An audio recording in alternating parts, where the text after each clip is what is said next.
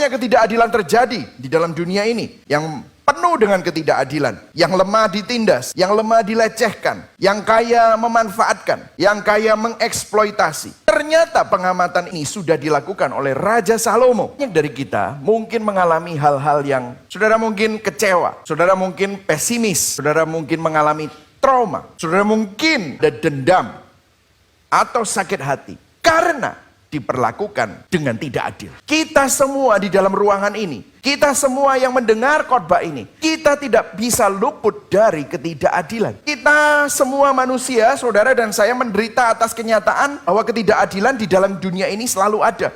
Manusia selalu mendambakan keadilan, keharmonisan, kedamaian.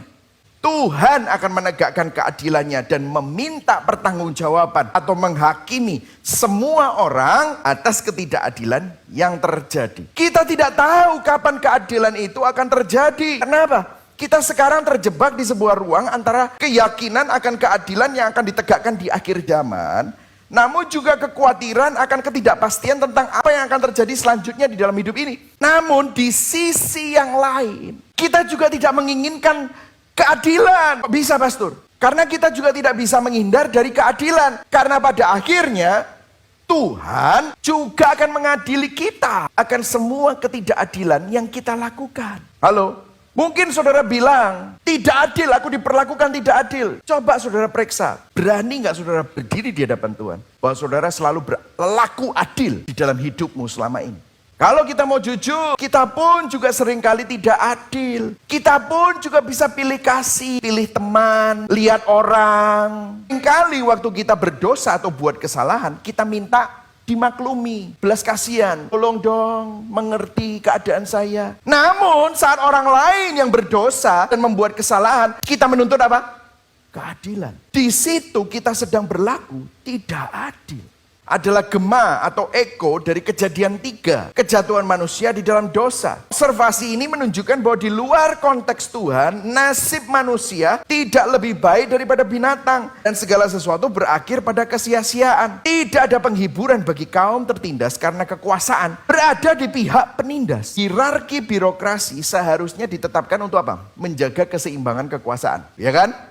Namun birokrasinya malah memungkinkan terjadinya penindasan oleh para pejabat tinggi, bahkan hingga raja. Jadi rakyat yang menginginkan keadilan akhirnya dialihkan dan dibelokkan tanpa solusi. Orang yang dipilih untuk menegakkan keadilan, memperbaiki keadaan, mengesahkan undang-undang untuk melindungi mereka yang tertindas, adalah mereka yang pada akhirnya melakukan penindasan. Untuk keluar dari solusi yang ada di bawah matahari. Setuju nggak?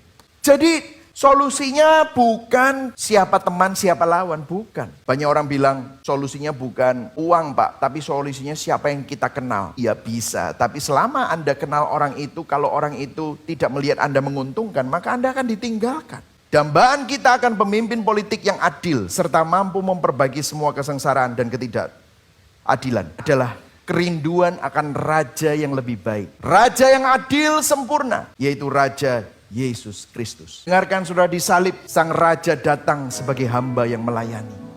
Disalib yang adil datang mengalami ketidakadilan. Disalib sang hakim datang untuk dihakimi. Disalib yang tidak bersalah divonis bersalah. Disalib yang kekal menjalani kematian maut. Tetapi pada hari yang ketiga, Yesus bangkit untuk mengalahkan ketidakadilan, kejahatan dan maut. Untuk apa? Dengarkan, untuk menyelamatkan saudara dan saya. Saudara dan saya yang merupakan pelaku kejahatan, ketidakadilan dari maut. Yesus harus mengalahkan maut supaya saudara dan saya tidak dibinasakan oleh maut. Pandang kepada Yesus yang sudah diperlakukan tidak adil demi kita menerima anugerah dan keselamatan melalui karya salibnya. Kita berani berdiri untuk keadilan dan memiliki belas kasihan bagi korban ketidakadilan. Karena Injil, kita juga tidak mudah kecewa atau frustrasi saat mengalami ketidakadilan. Yang setuju katakan amin? Amin. Karena Injil, kita dikuatkan saat mengalami penindasan. Bahwa penyertaan Yesus juga pernah mengalami ketidakadilan. Itu selalu bersama dengan kita. Karena Injil, kita menatap masa depan penuh pengharapan bahwa Yesus Kristus Sang Raja memerintah dengan keadilan sempurna di masa depan, di langit baru dan bumi baru.